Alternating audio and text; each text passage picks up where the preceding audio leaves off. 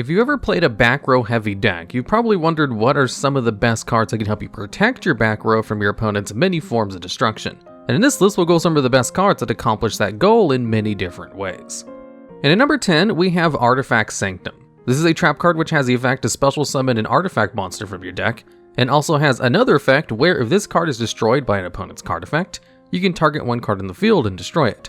And also, during the turn you activate this effect, you can't enter your battle phase, to heavily incentivize you of only using this during your opponent's turn. Doubly so because most of the artifact monsters can only activate their effects during your opponent's turn anyway. Now, the way this card helps you protect your back row is just by making your back row more dangerous to targeted destruction. Some of the most common ways the back row is destroyed is through powerful staples like Lightning Storm, Harpy's Feather Duster, or Twin Twisters, which destroys multiple cards at once, or even extra deck monsters like Nightmare Phoenix or Tornado Dragon, which are commonly played and pretty easy to bring out in a whole bunch of different decks. One of the things these very common back row removal cards have is that they all destroy, even though there are cards like Cosmic Cyclone which specifically banishes and does see competitive play too. So if your opponent activates a full back row destruction, or is just targeting your back row blindly, being able to chain Artifact Sanctum to one of those destruction effects to both get the effect off anyway, and destroy one of your opponent's cards is just pure value. Doubly so if you're able to bait out destruction from a single target removal, like Nightmare Phoenix or Tornado Dragon, where you can destroy one of those cards with Sanctum's effects. In addition to the fact that Sanctum also summons other cards which are pretty helpful. If you bring out Artifact Mortal Touch, you can destroy another card with its effect. If you bring out Artifact Scythe, you can stop your opponent from going into extract monsters in the first place. Or if you bring out Artifact Lancea, it can tribute itself on the field to prevent your opponent from banishing your cards, to protect you from something like a Cosmic Cyclone. And the artifacts themselves also act as bait in the back row, since they have effects that allow you to set them from your hand to your spell and trap card zone, where they special summon themselves if they're destroyed during your opponent's turn. Although it is better to prevent cards from being destroyed in the first place, that's why it's only the number 10 spot on this list, with the top 6 card on this list actually helping you at preventing your back row from getting destroyed in the first place. And at number 9, we have Boo Boo Game. This is another one like Artifact Sanctum, where its forward protection is just being excellent advantage if it is accidentally destroyed with all your other back row cards. Where Boo Boo Game has the effect that if it's destroyed by an opponent's card effect while it's set on your side of the field, you can target 2 normal trap cards in your graveyard, except other copies of this card, and then set them to your field where they can be activated this turn. So if Boo Boo Game is destroyed in your back row by an opponent's full board wipe, like a Harpy's Feather Duster, then you actually go +1 off of its floating effect, if you have 2 other normal trap cards in your graveyard of course. The decks in which Boo Boo Game is actually useful in is pretty limited to back row decks that specifically use normal trap cards, since it doesn't work on any other trap cards, but it is a pretty good plus if it's destroyed by an opponent's removal effect. It also has another effect that can be activated just normally, where if you would take battle damage, you can activate this card's effect on the field in order to prevent that battle damage. So in an emergency, it can be used to stop some battle damage from one attack, which on its own is not a very good effect, but it is a beneficial one nonetheless. You definitely only play Boo Boo Game for its floating effect in order to make your back row more dangerous to be destroyed by your opponent's random destruction. And at number 8, we have Waking the Dragon. Unlike the previous cards in this list, Waking the Dragon has no on-field effect at all, and exists purely to be destroyed by your opponent. Where if this card in your possession has left the field because of an opponent's card effect and is now either banished or in the graveyard, you can special summon any monster from your deck or extra deck. So unlike the previous 2 spots, this card will actually activate its floating effect if it's removed with Cosmic Cyclone, and it definitely has the strongest effect of all of them in just being able to cheat out a plethora of good extra deck monsters. I have a whole video on which ones are probably the best targets for Waking the Dragon, but to keep things simple, Raid Raptor Ultimate Falcon is a 3500 attack monster that's immune to card effects, which can be decent if you know your opponent doesn't have something like Access Code Talker.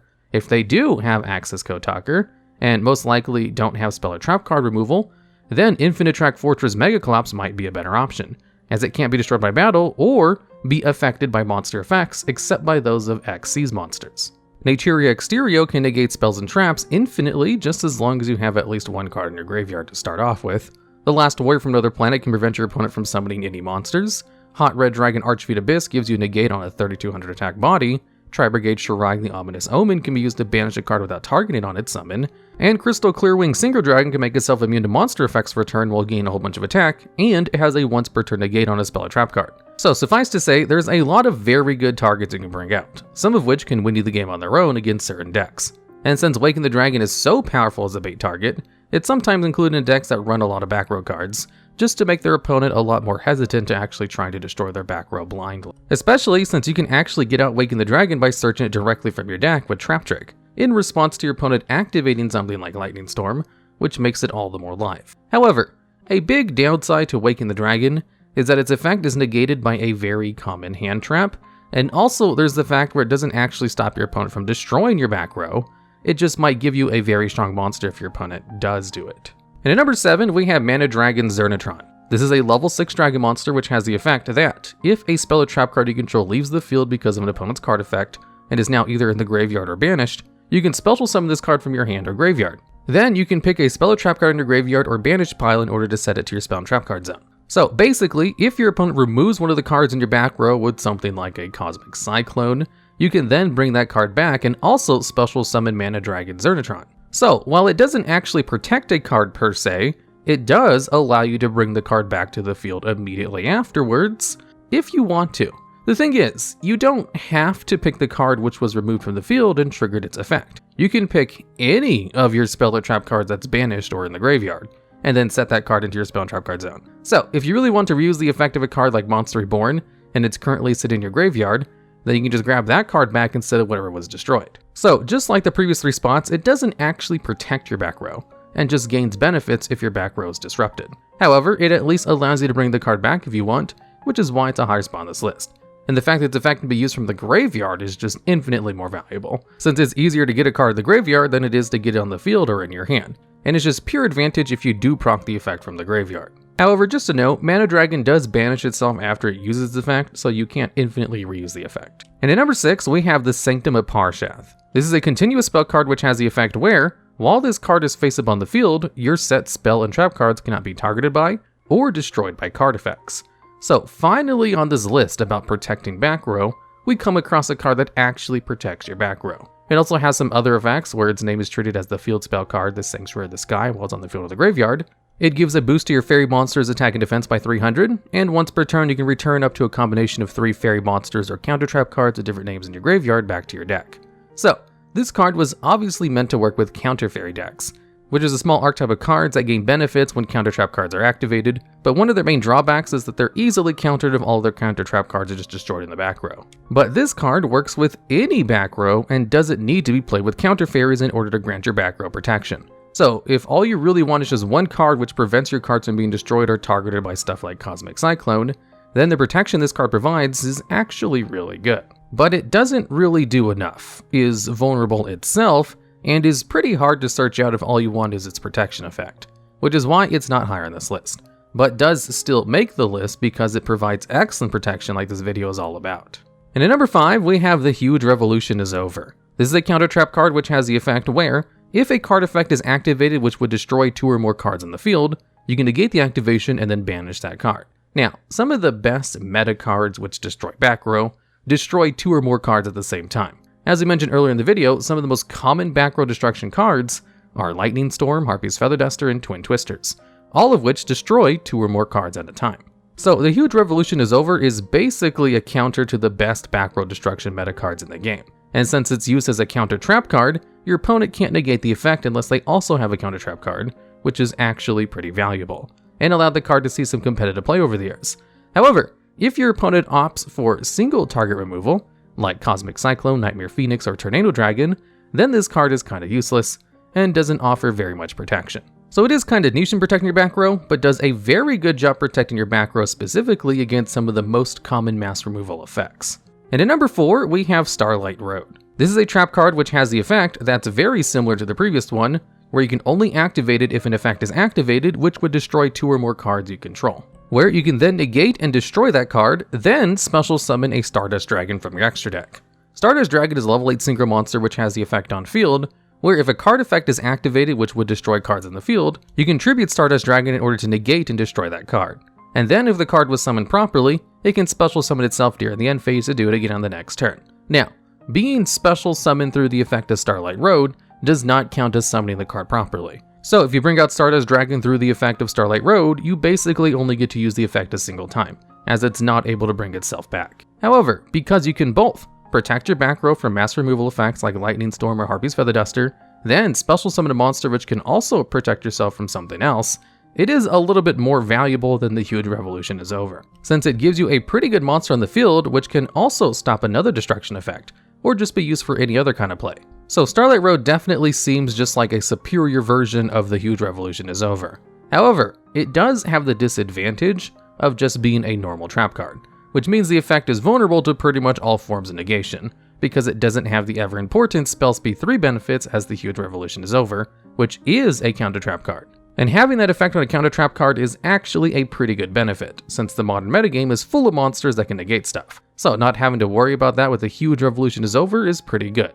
But being able to gain an additional monster in the field with Starlight Road is sometimes worth the risk of the effect itself getting negated, which is why it was usually played over the Huge Revolution is over, even though they both basically provide the same benefits, with having the same activation requirement. And another small benefit of Starlight Road is that you can actually proc the effect yourself if you just activate something like Dark Hole in order to negate your own card's effect with Starlight Road in order to special summon a Stardust Dragon. So if your opponent never actually procs the effect, you could proc it yourself if you just really wanted to cheat out a Stardust Dragon on the field for whatever reason. And at number 3, we have Dark Bribe. This is a counter trap card which has the effect where, if your opponent activates a spell or trap card, you can negate that spell or trap card and destroy it, but then your opponent draws one card afterwards. Now, since most mass back removal cards are spell or trap cards, Dark Bribe can be a very good card at protecting you from common threats, even if your opponent does get to draw one card afterwards, because Lightning Storm has a hard once per turn on its effect. So if you negate Lightning Storm and then draw into another one, then they can't use it until the next turn anyway. Harpy's Feather Duster is limited to one copy, so they can't possibly draw another one, and if you negate Twin Twisters, then they're still down one less card than they previously had even after drawing one. And Dark Bribe also has the benefits of being able to stop other kinds of back row disruption too, like Cosmic Cyclone, which only targets a single card, or even Red Reboot, which can shut down all your trap cards for the turn if you don't negate it. And the only way to negate Red Reboot is with another counter trap card, which Dark Bribe is. Since Dark Bribe has the ever-important counter trap card tag, it's faster than monster negates and can only be negated by other counter trap cards. Although since the card does give your opponent another card draw, and the next card on this list exists, it's not very played in competitive decks, but it has seen niche play over the years as excellent back row protection. And at number 2, we have Solemn Judgment. This is a counter trap card which can only be activated in response to your opponent either summoning a monster or activating a spell or trap card, in which case you can pay half your life points in order to negate the activation or summon and destroy that card. So just like Dark Bribe, it's able to negate any of your opponent's spell or trap cards on a counter trap card, so it has all the benefits of the previous card. It just also has the benefits of being able to negate a monster summon as well, and doesn't give your opponent any card advantage, as you just have to pay half your life points, which is a big benefit. Now, when it comes to cards which require you to pay life points, Solemn Judgment definitely has a pretty hefty cost. But if you're in a winning game state, your life points don't really matter. You don't actually need any life points other than a number higher than 0 in order to win. So your life points should be treated as a resource to be spent and not something to conserve. And since it requires you to just pay half your life points, Solemn Judgment is always live, and you'll always be able to activate the card effect no matter what your life point value is. And because it has the versatility of either stopping any spell or trap card or stopping the summon of any monster, it's one of the most played and longest played trap cards in the game. That's even included in decks that don't care about protecting their back row. Although it is definitely played in pretty much any deck that's back row heavy, as it's just one of the ultimate cards that can be used to protect your back row, or negate one of your opponent's key summons in order to win the game. And because Solemn Judgment exists, there's no real reason to play Dark Bribe, or really any of the other previous spots of this list, because generally you can't dedicate too much deck space to protecting your back row. And if you have to dedicate any deck space to it, you might as well pick a card which is also just useful against stopping your opponent's plays from happening. And at number 1, we have Lord of the Heavenly Prison. This is a relatively new card as it came out in late 2021, and is kind of the ultimate back row protection card, which was pretty much specifically designed to accomplish this goal. This is a level 10 monster with 3000 attack and defense, which has the effect that during your main phase, you can reveal this card from your hand until the end of your opponent's next turn. And when this card is revealed in your hand, set cards in the field cannot be destroyed by card effects. So basically you gain the effects of the Sanctum of Parshath, but without having to have a card in the field that's vulnerable to destruction, as it's able to stay safely in your hand away from pretty much all forms of removal, as the safest place a card can be is in your hand, because most of the good cards that can target cards in the hand have all kinds of heavy restrictions on them or are currently on the ban list. And while it doesn't also prevent cards from being targeted like the Sanctum of Parshath, usually you only need to prevent them from being destroyed, as most of the good back row destruction effects only destroy cards anyway. Then it also has another effect, where if a set spell or trap card in the field is activated, you can special summon this card from your hand. Then if this card was revealed in your hand when you activate this effect, you can also reveal any spell or trap card from your deck and then set that card to your side of the field, but it's banished during the end phase of your next turn. However, it shares a hard once per turn between both of its effects. Now, what's really strong about this card, in addition to the fact it allows you to protect your back row in a way that's better than the Sanctum of Parshath, is the fact that it also special summons itself from your hand very easily, and then searches out any spell or trap card from your deck. The ability to search any spell or trap card from your deck is very hard to come by, like ridiculously so. We have cards like Left Arm Offering, which required you to banish your entire hand in order to search out just one spell card, and that card was so good it actually saw competitive play. Searching out trap cards is a little bit easier, but even they have a whole bunch of convoluted requirements to them, like having to play multiple copies of them in order to search out one with Trap Trick. And Lord of the Heavenly Prison is a generic card too. You don't have to play it in a specific archetype in order to perform its search, like Endymion the Mighty Master of Magic, who's also able to search out a spell card from your deck, but can only really accomplish this if played in a very specific type of deck. You can perform the search off of Lord of the Heavenly Prison pretty easily in all kinds of different kinds of decks, while also just providing a whole bunch of really great back row protection, and giving you a pretty beefy monster of the field at the same time. So, for both being an excellent back row protector, and being an excellent search card, it's no wonder this card has seen competitive play in back row heavy decks, although mainly as only a side deck edition card. Alright, and that's the list. If you know of any other back row protector cards I may have missed, as I did leave out a couple that were banned or just other artifacts, or have any ideas for future videos just like this one, I'd love to hear about them down in the comments.